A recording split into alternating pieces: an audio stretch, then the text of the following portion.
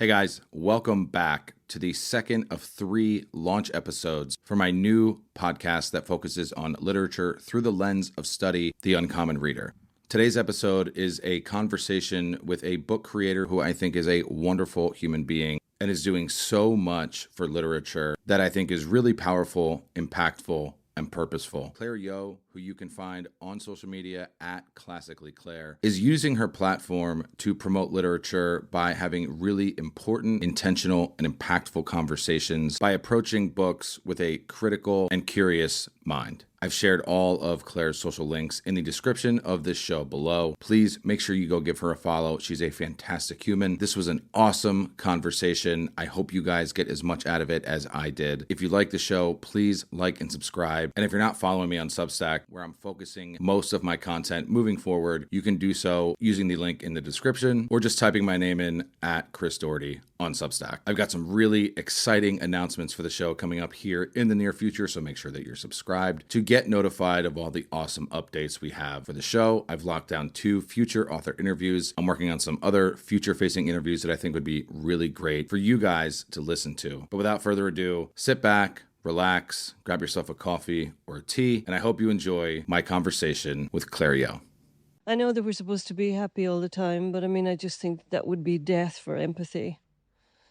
I think sadness actually makes you think about what life is like for others.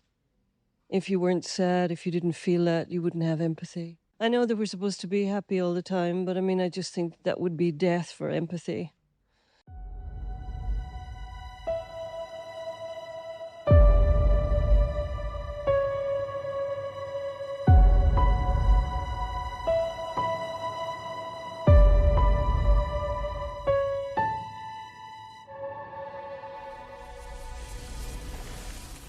So, Claire, welcome to The Uncommon Reader. It is so exciting to have you here. Thank you for being here. I know that we're in a pretty big time difference, so thank you for making the time. But I want to give you the floor, tell everybody who you are for those that either don't follow your content or haven't been introduced to your content yet. Just tell everybody who you are, kind of what your content's about, and we'll get into some other stuff here.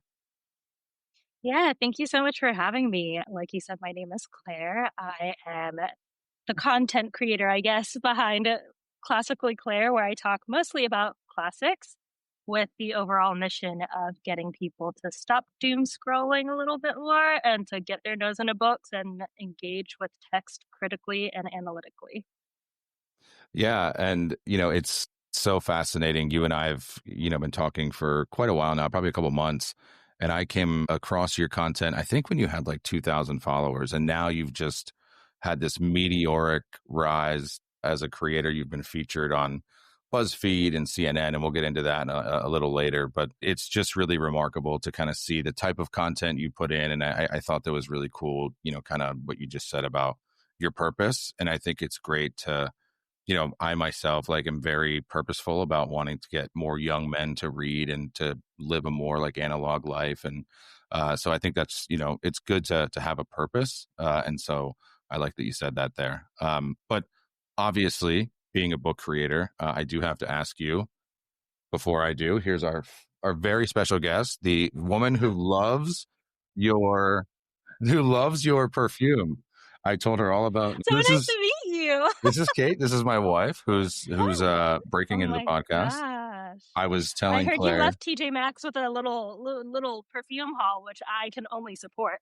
Yeah, I was telling Claire before we got started recording how much you love her perfume videos. I do. Oh, I love them. They're amazing. Oh my gosh. Thank you so much. I could talk about scent you hear it? forever. I know this is not a scent podcast at all, but I could talk about fragrances all day long. The weirder, the better. Yeah, same. I really like that too. Yeah. Yeah, she's shy, but I love you. Good night. Thank you for the tea. Funny story about tea. I have been drinking tea at night for super long, and I can't fall asleep. And so I'm a big coffee guy, never a big tea guy. And I was in the grocery store one time recently, and I dead stopped, and I was like, Kate, you need to come look at this. This is a scandal. And she's like, what? And I'm like, why would they sell decaffeinated tea? Why tea doesn't have caffeine in it? And she's like, are you What dead are you talking serious? about? And I'm like, why would tea, like people drink it at night, why would there be caffeine in it? And she's like, yeah, I think maybe you should go ahead and buy some of that decaffeinated tea if you're drinking it at That might be night. your So, problem. yeah. So recently learned that tea does indeed have caffeine in it, and it was all my fault. So yeah, so a little Well, sidetrack we there learn with something new every day. yeah, no, absolutely. And so a little sidetrack there with my wife popping in. I told you she would pop in. She was so excited Love that.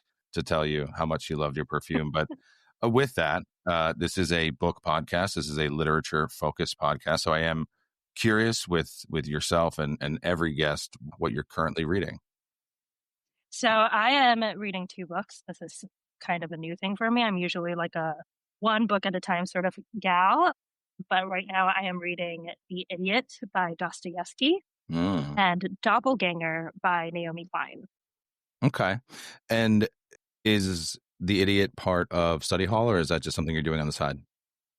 It is part of study hall, my book club, and then I have come to the conclusion that the only way that I could read 2 books at the same time is it complements one another and it is engaging in a sort of conversation that builds upon something that I'm fascinated with within either the fiction work or the nonfiction or whatever it is. It also has to be in a different medium. So I can't do 2 fictions at one time. I have to do a nonfiction, fiction, or a play and nonfiction, whatever it may be. Wow. Okay. So you're probably gonna be a little shell shocked. So I read a ton of books at one time. At any given time I have at least 2 fictions and 2 nonfictions going. It's my ADHD for sure. I can't stay focused on one thing for long enough, which actually recently was proven wrong. One of the books that I recently read was My Year of Rest and Relaxation by Otessa Moshfegh, which I just found to be so fascinating. It was so well written. Otessa Moshfegh is just a brilliant, brilliant writer. I really hope more people do read that book. It very, very good book. But yeah, I'm reading that and a bunch of others. But with the books that you're reading, so let's kind of delve into the Dostoevsky. So you started, if I'm not mistaken, study hall, which we know has led you to some pretty popular places like CNN and BuzzFeed, and kind of talk a little bit about that. So talk about study hall, talk about how it came to be and why Dostoevsky off the, kind of launch, and kind of what the impact of study hall has been, to date so far. Yeah, of course. So how it came to be, I've always dreamt of just running a book club. I never knew what that would look like. It would always in like my daydreams be an in-person thing because an online book club just felt a little difficult to manage. Yeah. And then I hopped onto, there was a time, I believe in September, where a lot of people were creating content around personal curriculums. And I'm like, I love this. This is great. This is wholesome. And people were doing it based on like a month. So this is my September curriculum. And I took that idea and I was like, I am someone who likes to sit with things a little longer. So the idea of a monthly curriculum just doesn't fit into my lifestyle. And I'm like, I'm just going to do this back to school style, right? Like, let's go for the entire fall semester. What is it that I would love to dive into? And a lot of the books that I've read this year kind of center around this: what makes someone good versus bad? Like, what are those qualities and where is that line drawn, right? Like, could a good person be brought down by one incredibly terrible action? I don't know. So that became a piece of content that I shared on Instagram, TikTok, and it went crazy. It went everywhere. And that's how I got the CNN feature, because the journalist saw my video, landed in my inbox, and asked if I wanted to be interviewed for this piece. And I'm like, okay, sure. I don't know if this is a is this a scam? Like, what do you mean CNN wants to talk to me about content? So that happened, and then I received one. BuzzFeed was a little more casual. BuzzFeed slid into my DMs, which I was like, that was pretty accurate. Yeah, right. It's just like CNN. It's like, so are you going to have me like right next to like people getting like voted on in the Senate, or like where am I going to be on the website there? You know what I mean? Like, exactly. Like, kind of a weird time to be on CNN. Exactly. So tell me more about this, because I need to be very careful. Yeah. I don't want to end up next to it was also like, yeah, very weird timing when the piece went live and everything, but it turned out to be great. Um, and it was really nice to focus on something that wasn't so heavily political. But I do believe, not to bring politics into this, but like I do believe like reading is political, and I do that conversation around social media is just so silly to me. Yeah. So it was kind of a nice, gentle way into talking about bigger topics, which I feel like literature is, right? To a way to explore big life questions without having to talk about what's in headlines. So Yeah. I felt like it was a nice thing. It was a good thing, and kind of kismet, really, how it all happened. No, and you're so right. Like, my wife and I talk all the time about, she's an English teacher, and so she's involved in the literature space on a daily basis. And obviously me and what I do with my content involves me in literature as well. And, I was actually talking to her today, about, how I'm very inspired to get more young men to read, and, how I thought it was just the perfect timing for a man to win the Nobel Prize in literature in Laszlo Krasznahorkai. Like, obviously, I don't particularly care what gender wins it, but I think in a time when anti-intellectualism is pushing really rampant, and they're saying that books are, the devil, and, seeing a man that has pushed back against authoritarian regimes and evil in the world as a writer win the Nobel Prize of Literature, I think it speaks volumes to how powerful literature can be, Yeah. and the presence it has in a world that is pushing back against it. And yeah, I just think that's just something that's really important.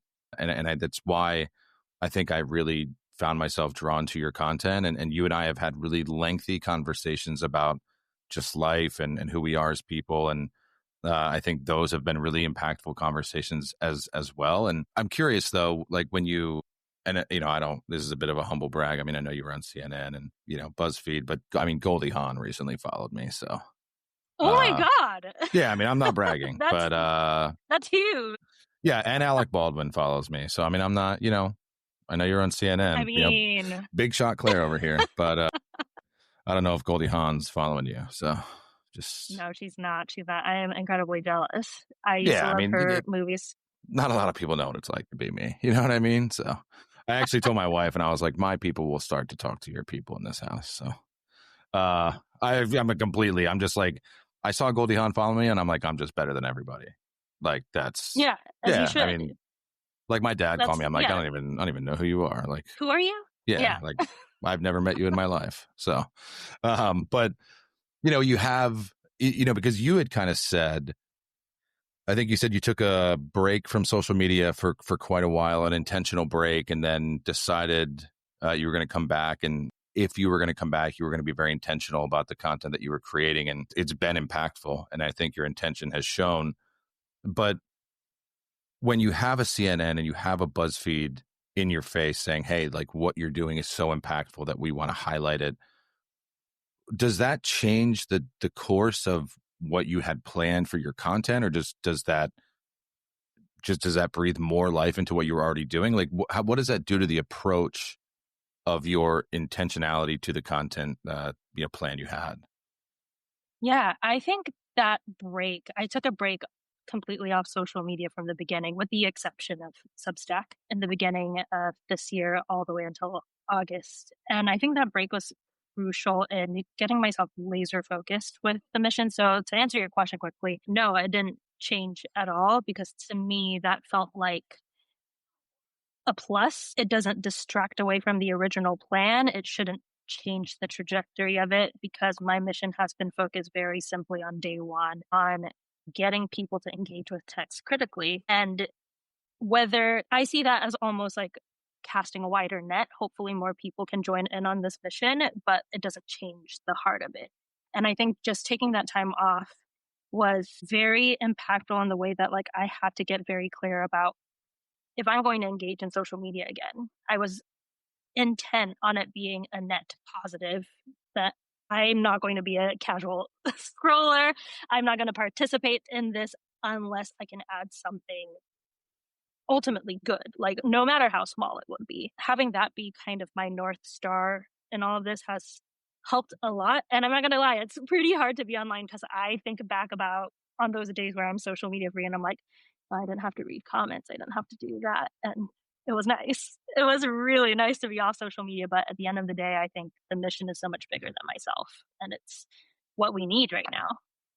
No, it absolutely, and to any of my haters that are listening, I don't read the comments. So the amount of people that will comment on my book and tell me that that book is horrible, I mean, just don't read it. You know what I mean? Like, I don't know what to tell you. Yeah. Like, it's, I get people, they're like, that's the worst book I've ever read. And I'm like, well, I have 75 videos that you can, maybe find a book you like, or maybe, I'm just not the creator for you. But, Yeah. And I Yeah. think it's interesting too. This kind of bleeds into the overall mission where what pushed me offline in the first place was realizing how you're expected to have a snap judgment on something immediately without knowing anything about what you're talking about, right? And I find that the internet is so reaction based, but reading can't. You literally have to get to the end of the book before you form a cohesive thought on the book.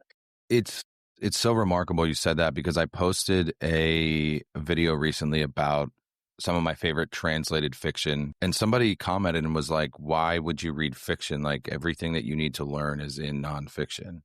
And I'm like, no, that's actually like the problem with the world, is that like there's so much that you can learn from fiction because you're introduced to characters that you'll never experience what they experience, and you'll never be in the worlds that they're in, and you'll never feel the things that they have to feel. And like, I'm reading a book right now called You're Dead by Sam Sachs, who's an author I'm going to be interviewing here. And it's about this young man in New York City. And the premise of the book is he sets himself on fire at a political protest.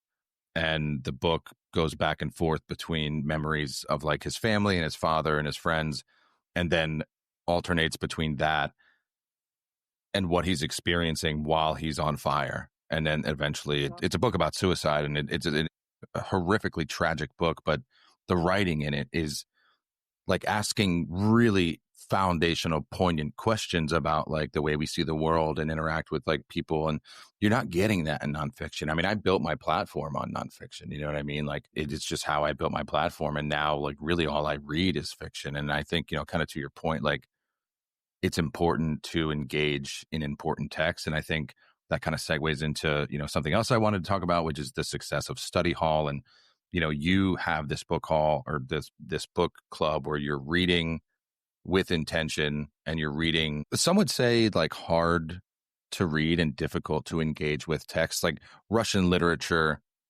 as a whole is a unique experience because they just lay it all out there. Like, I'm reading Memoirs of a Revolutionary by Victor Serge, and he's just like, we're all going to die.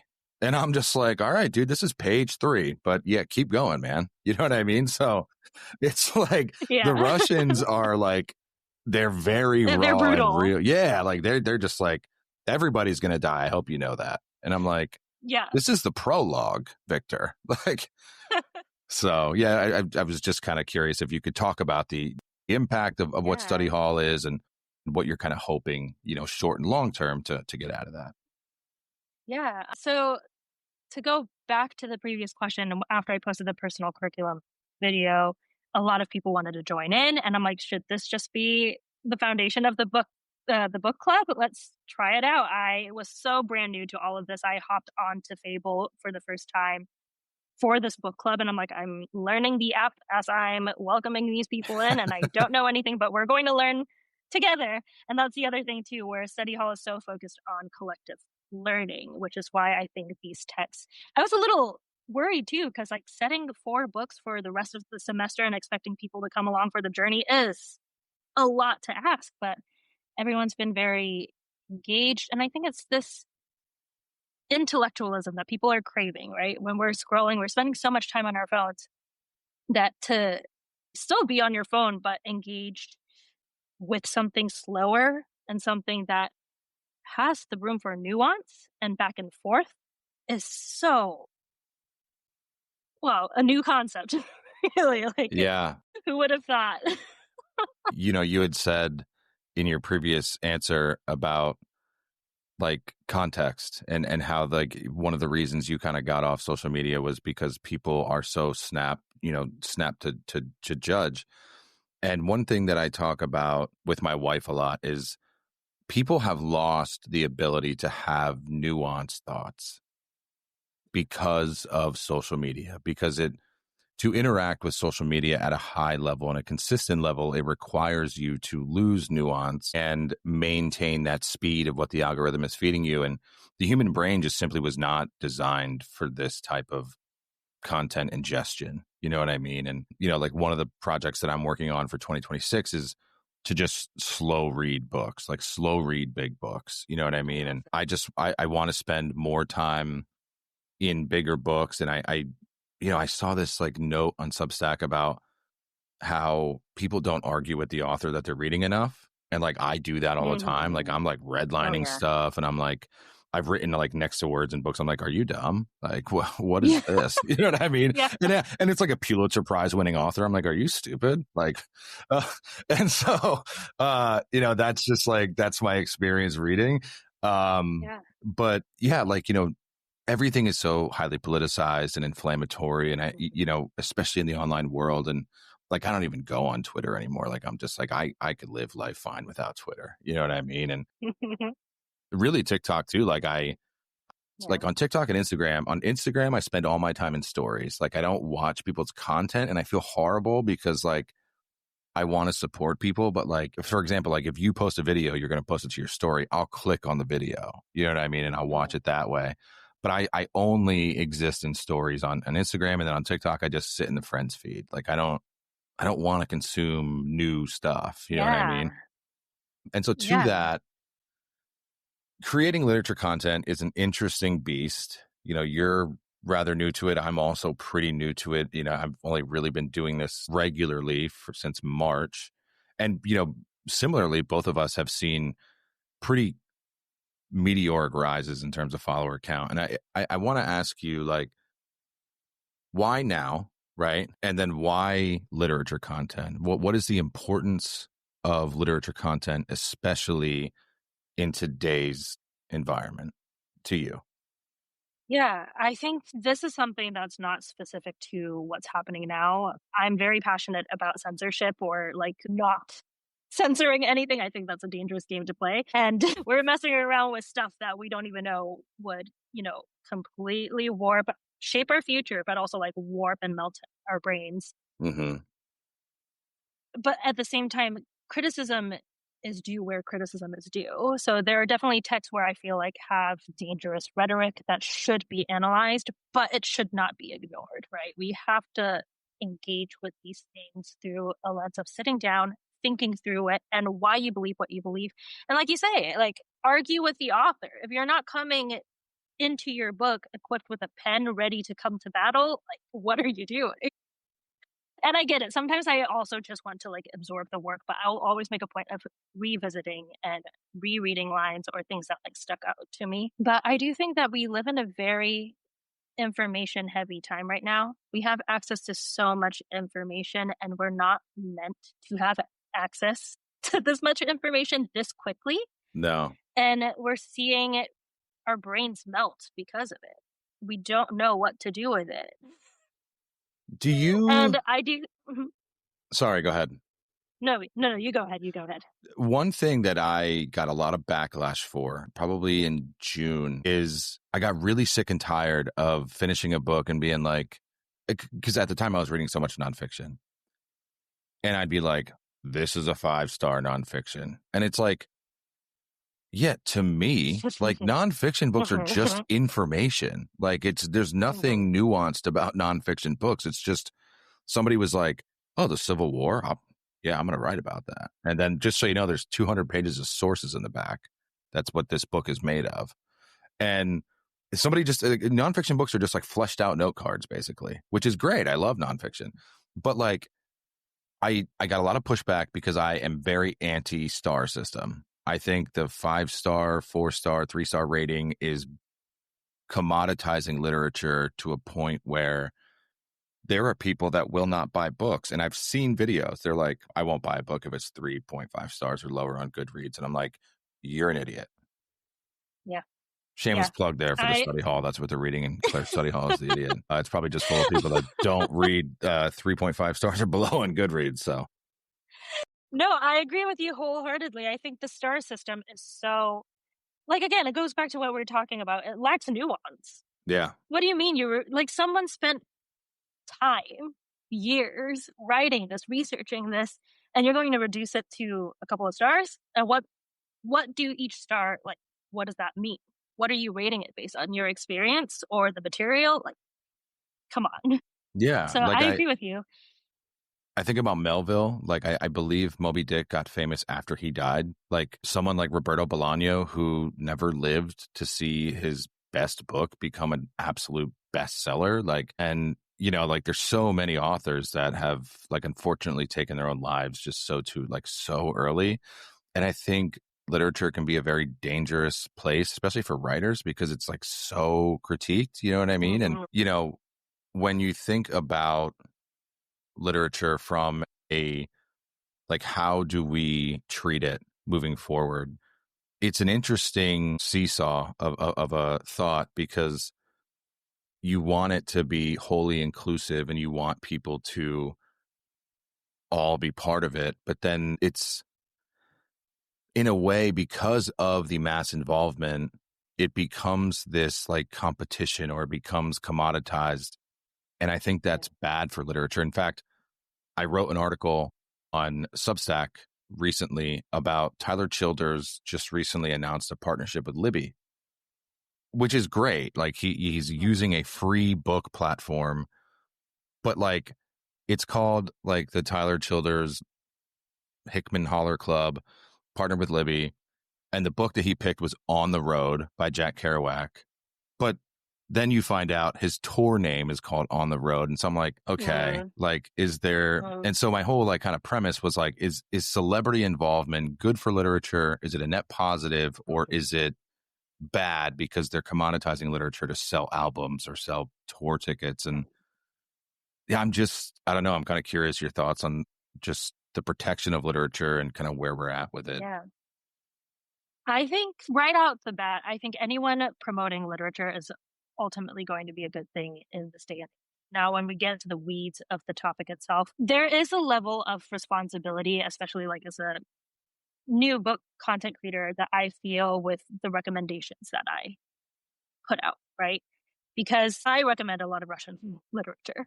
I do. And what people might not know is that my upbringing was heavily steeped in Russian education because I was a classical pianist. My first teacher that I spent like decades with was Russian, and my discipline, my work ethic comes from that school of thought. And I hear the feedback giving the current political climate and how authors like Pushkin, Dostoevsky, Gogol all push this Russian imperialist mindset.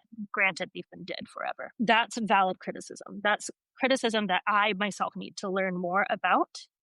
But the question is, do I not recommend this in general because there's something problematic about it, right? So whether you're recommending a book to promote something like a monetization scheme, a tour, whatever it is, I think there is a level of responsibility that needs to be exercised when you have a platform, when people are listening to you, when you have someone's attention. And what these celebrities do with that, that's on them. I don't keep up a lot with these celebrity book clubs. I'll tell I you, seem, Dua Lipa has one, and you know, you see like a pop star, like you know, but I mean, I watched her interview with Percival Everett, and I was absolutely blown away. Like, not yeah, familiar with your she's game, the you know only what I mean? one. She's the only one that I But then you have look been at Reese impressed with. Witherspoon, and they're like, "Oh, Reese Witherspoon's doing so much for literature," and I'm like, "She has right of first refusal on every single one of those books, movie rights. Yeah, Like, yeah, those books exactly. don't get published unless she has her fingerprints on it. Hmm. Like, that's not Exactly. And good I for think literature." I do think that it also influences the quality of literature that you get, right? When all these people start putting their fingers in it, is kind of this kind of corporatization of art, where it's like, can this sell? But whether or not it can sell doesn't depend on the material. It depends on who's endorsing it, who has the most eyeballs on them, right? Or it's a complicated web that I wish were different, but unfortunately, it is the world we live in. Late stage capitalism, folks. Yeah. That's a chapter we're on Yeah. in this book called Life. Something I kind of was thinking about when you were just giving your answer there, and if it's a little bit of a touchy topic for you, then just let me know. But you had mentioned how Dostoevsky has been talked about, kind of pushing Russian imperialism. There are plenty of authors, especially in the American literature space. Cormac McCarthy recently, back in December, a woman came out and said that he groomed her from a very young age, and they had a very intimate relationship. And there's been other authors that have been involved in some of their own scandalous stuff.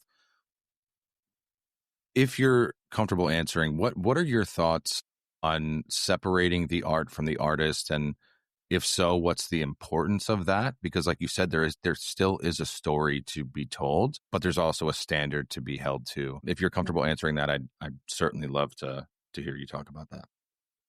Yeah, of course. I don't think it's possible to separate the art from the artist. I think our beliefs influence everything we do. It influences the way that we carry ourselves, the way that we talk, the words we choose, the way we see things. And I believe that of any kind of artist, right? Like whether you're an author or a musician, whether that problematic belief or behavior takes center stage, that's a different question. But then again, there's also two different conversations to be had on whether the author is directly benefiting from your dollars spent right now and your attention, or if this author has been long gone. Also, with someone like Dostoevsky, for instance, even if I were like, don't read this, universities are teaching it, right? Yeah. Who am Right. I in the grand scheme of things? Like, I cannot endorse it. But I'm not gonna move anything. I'm not gonna stop people from reading it. People are publishing it and have been publishing it for years. So this is why I think it's so important to come to battle whenever you read a book, especially when the author is contentious, because your engaging with the text doesn't necessarily endorse what the author is selling, but you have to ask questions. I think we've moved to a point where we expect answers to be absolute, but really, and also another genre I love philosophy. It really is about asking questions and forever pressing and pushing. And I also come from, in my personal life, I have people I love who have done very questionable things. And, coming to that, like grappling with that is a very complicated process, right? Mm-hmm. Like, Yeah. how can someone because you don't know anyone. You don't. Like, no matter how well you know someone, you don't know what they're doing on their private dive.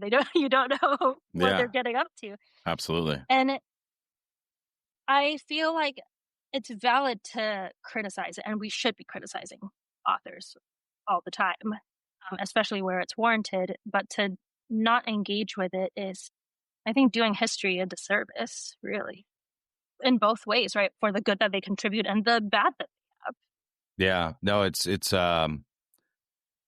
so well put, and it's why I wanted to ask you, because I knew you'd have a great answer. There's a video of mine that went kind of viral. There was this girl who's like, I was reading some book by Yoko Ogawa, and she's a Zionist, and so I'm throwing her books out. And I'm like, yeah, I mean, I read The Memory Police by Yoko Ogawa, and that was a fantastic book. And she didn't like have anything about Zionism in there. And like, I know the whole like Israel Palestine's a very very hot topic, and everybody knows where I stand on that. I posted about it plenty of times, and I certainly do not at all agree with what Yoko Ogawa has said in this book, apparently. But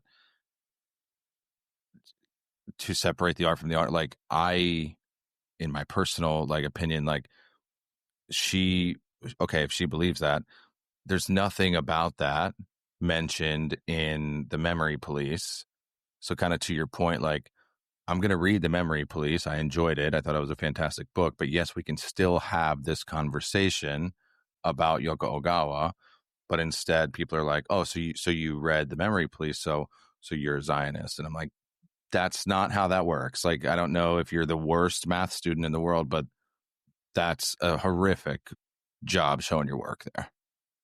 Yeah, I think it's such an uncomfortable place to be in because it implicates us as monsters too, right? If you can't separate the art from the artist and their worldview has seeped into their work and you love their work, what does that say about you? Are there like previously held beliefs that you need to challenge yourself? And I think this treatment of like, again, which is sparked the topic of the book club, this good, evil, good, bad, whatever, is so like absolute, but people are not like that, right? If we're always going to look for the best person out there, like a morally righteous person, please point me in their direction. I don't think we'll find that person. Yeah, We're like so they just dynamic, they don't right? exist. Yeah. Yeah, and this moral grandstanding is just an endless competition to what end? Well, like all of us are going to get canceled one day. Right. Yeah. And no, it's crazy because like I just finished reading White Noise by Don DeLillo. Have you read that before?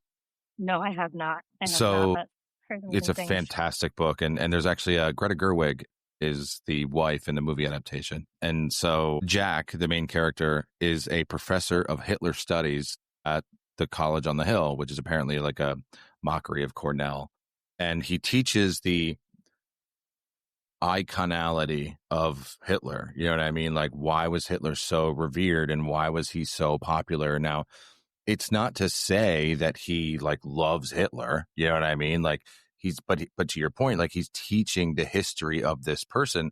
And there's this scene in the movie where he's like, why did people go to these rallies? You know what I mean? And he says, people inherently want to be part of something. And in the beginning, they don't know that it's bad. You know, like they don't know that people that they're standing next to at this rally are going to be in a concentration camp in 6 months, ending up in an incinerator. You know what I mean? Like, but in the beginning of these groundswell movements, people want to be part of something. Crowds are, they're like honey to bees. You know what I mean? Like people love crowds. And I just thought it was so profound by DeLillo to just point that out about something that is so vicious and vile as Hitler, as we all know historically, but to use him as this like something that can be studied, I just thought was so remarkable and so well done by DeLillo. It was just highly recommend you read that book. Yeah, I have to. Another book that we're reading for study hall is Hannah Arendt's Eichmann in Jerusalem. And I'm very excited to dive into that because it talks about how most evil is banal, that you don't even know you're doing something atrocious until you've had history in between you, right? Until hindsight is 2020. And that idea is so fascinating to me because it's so true. There are things that I believe in that I participate in, right? Like against my beliefs, like for example, being environmentally friendly. But I hate paper straws. Yeah, like miss me. No, like when to it do my comes to best. paper straws, I'm like, you know what? Like, do we need that many turtles? Like, I'm just being serious. You know, I mean, I love turtles, but I'm like, Yeah. do we maybe have too many turtles? You know what I mean? Like, Yeah. And it's the same thing where it's like, I try not to judge people harshly. I don't use Amazon. I don't support billionaires. I don't believe in Jeff Bezos. And also, I live in a country where Amazon is not the go-to. So it's easy for me to not use Amazon. But my friends in the States, I'm not knocking them for doing it because it has baked itself into our lives and just what is demanded of us being human and having to work like 3 jobs now to sustain ourselves. Yeah, get that 2-day shipping. If that is what you need, get that, you know? And it's also kind of like the true mark of Americans. They're like we need to boycott this. I'm like, yeah, dude, like you'll be on Amazon 2 days from now. Like just stop it. Like you like we love Americans we stand for nothing. Like people will boycott. Yeah, it's also people will boycott Chick-fil-A running out of nuggets before they boycott the government that is overruling them. They're just like, what do you mean you have no Chick-fil-A sauce? Like, I'll burn this place to the ground. And they're like, wait, I'm not allowed to vote anymore? They're like, but did Chick-fil-A get their sauce back? Because that's what I'm here for. Yeah, I think it's like this, it's a sign of our times, really, where everyone feels powerless and we're trying to grasp at whatever makes us feel like we can do something about something. But yeah, I've bought 300 books this year. That's my coping mechanism. So yeah, same. Yeah, it's just so like I'm feeling pretty sad today. I'm gonna make a top 5 fiction books video, and have someone call me a stupid idiot loser. So that's the life I live now. Yeah. So one of the things I love about your content that I wish I could do more of, but again, shout out ADHD and also shout out RFK for trying to ban my medicine. No big deal. Series-based content. I think you have, like, again, you go back to like being very intentional, and in your videos, which if you haven't seen Claire's videos, she's like a professional video maker. Like, I actually tried to put text in my one video and I actually ended up deleting the audio somehow. I don't know. But so she's much better at making videos than I am. So in your videos, you're like, hey, okay, so like your hooks are great. And then you're like, this is the start of a new series. And then like, you know that the next 4 or 5 videos are going to be very intentionally around, you know, what that first video was. And so talk to me about the intentionality of series-based videos and kind of what the purpose is behind the series that you've done and are doing.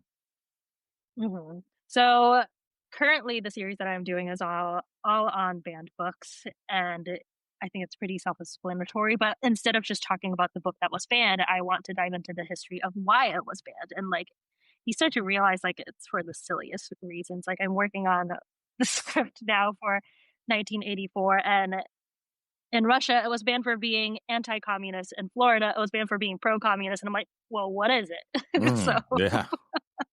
Seems like we have our wires crossed here, folks. Yeah, exactly. So, and I think it's important to understand this too, and like what classics have gone through in history to be here. So in the series, I think that there's so many avenues to kind of capture someone into literature because, I've heard of 1984, but I might not know why it was banned or where it was banned. I just did one on Beloved, which was one of my favorites because I think Toni Morrison was just fantastic. But what I a do gem think, of a human being. honestly, and I think her take on banned books is phenomenal because her whole point is that, like, yeah, I get it. I get why people want to ban these things because it's troublesome. It's not pretty, right? Like, it's forcing you to confront things. But anyways, I do see the series as kind of like a spider web, like a network where like it's easy to track, right? When you see something enough, you start to pick up on it. So to always come back with the same hook, the same kind of topic, different outfit, I would say. Perfumes, very, you know? Yeah, exactly. It's a great way to like trying different angles to reach someone, right? So I do think it's helpful. It also goes back to our attention spans thing. If someone is willing to like dive into if I can get them with like each 30-second, right? Yeah. Then you've consumed 5 minutes of content on banned books. It is so crazy, like, when you look at the analytics of a video that you post and they're like, yeah, I mean, most people stop watching at 2 seconds. And you're like, well, why did I even create that? You know? But I did learn in the last, like, 30 seconds as you were talking that I am basically a caveman when it comes to creating content. Like, I don't use a script. And, like, for example, when I hold a book up to the screen, I will have a clear sticky note with, like, 1-word things that I want to talk about because I'm just so like, I will just be like, okay, hard rain falling. Oh no, there was a relationship. Like, there's a really crazy relationship in here. Like, I cannot script because like people are like, oh yeah, there's like a teleprompter app. And I'm like, are you guys recording your like videos at Studio 54? Like, where are you guys getting this technology? I'm like, it took me like, if you go look back at my like first videos, I had no idea about like lighting and stuff like that. And now I've kind of like mastered it. And people are like, what camera do you use? And I'm like, I use my front facing camera. Like, Your front? Yeah. No, yeah. That's crazy. No, I could never record back. Like, I have to look at my face when I'm recording. I can never do it. But yeah, so I watch your videos and I'm like, this was done in a studio. So good for you. I mean, it's fantastic stuff. I don't use a teleprompter, but just expanding a little bit more about scripting. To me, I don't know how you do what you do. Because if I could ramble, I'll ramble forever. And then I bet you have like 3 hours of footage to cut down for one book. That's what will happen if I don't have a script. Yeah, no, I've actually mastered it. It's typically 10 minutes, and then 6 of it is me just like staring at the camera, and I'm just like trying to think of something to say. I'm just like, what did I don't remember shit about this book. And I'll have to go back and like look at my annotations. I'm like, oh yeah, he dies. Okay. I'm like, yeah, it's a really sad book, like someone dies in it. And yeah, so I've just kind of mastered like That's so just funny. not sounding stupid as much as possible. Important skill to have. Yeah, for Important sure. skill to have.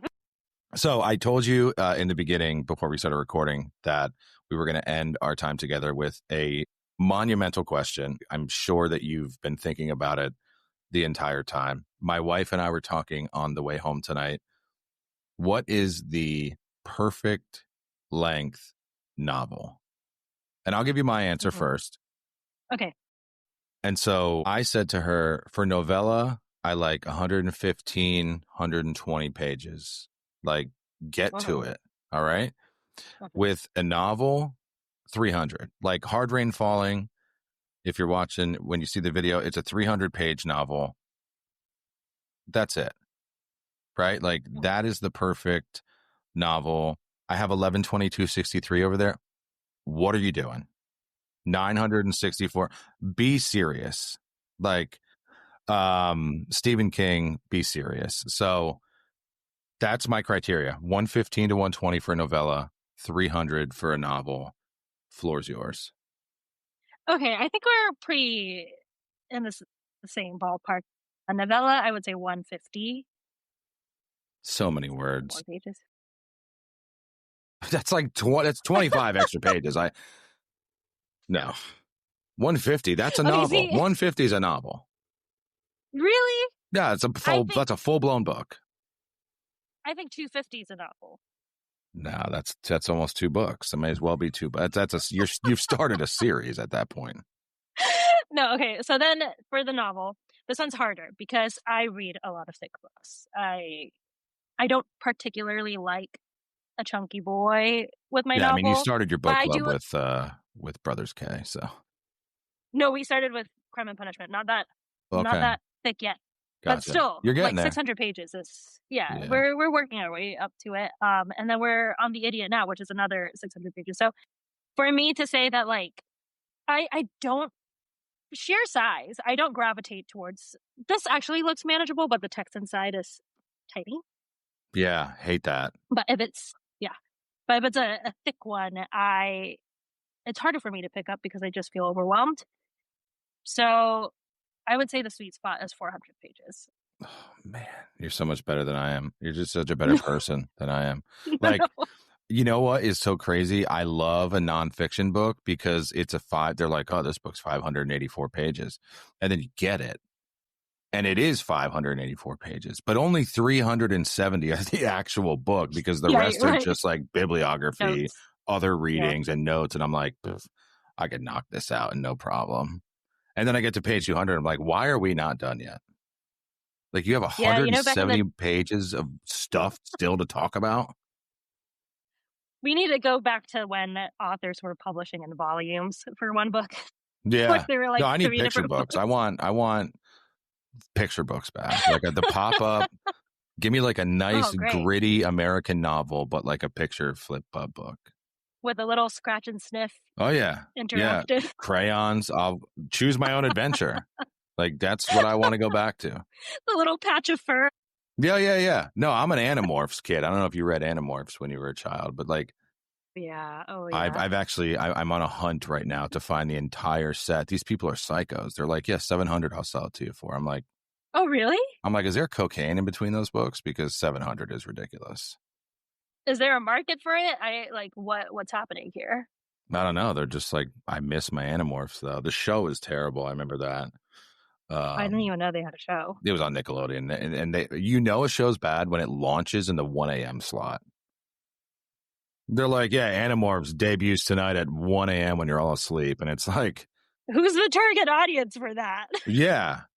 Like, my mom will never let me stay up and watch this. I'm in 7th grade. Like, I had to watch reruns at 4 p.m. So yeah, I've as you can tell, I've run out of questions for you. So, and I know that you have the study hall today, right? So this is a perfect time for you to plug your content. Where can people find you? Where can they follow you? And also, what are you working on that people should be excited about? Let us know all those exciting things.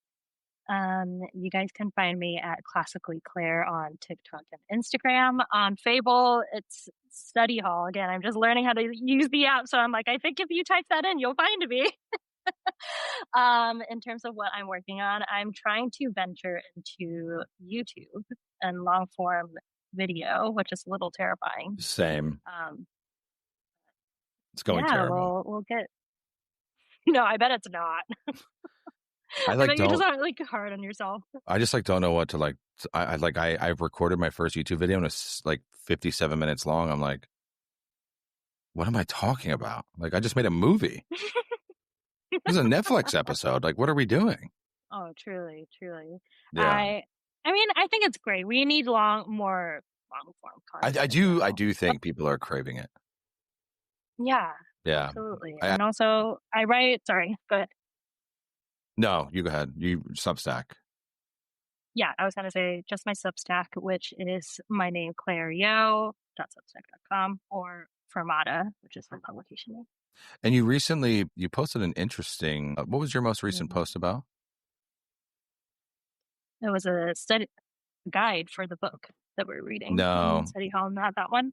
no, I'll put the link in the description. It was a really, really interesting piece that I remembered really liking. But yeah, I like your Substack. Cute. I'm actually going to look it up right now while I have my phone here. What? I'm so curious. What is it? Let's see. They talk about everything there. And for those that are curious, there's no I in team, there's no I in Claire if you're looking her up on social media. That's how I remember to look her up on social media. I think it's the Irish spelling instead of the French is what it is. Wow, Irish, Russian upbringing. Oh, I'm not Irish. It's just my mom. My mom wanted a 5-letter name, so she took the I out. Wow, how convenient, Mom. That's so wonderful. The way Mom's named my middle name is Matthew.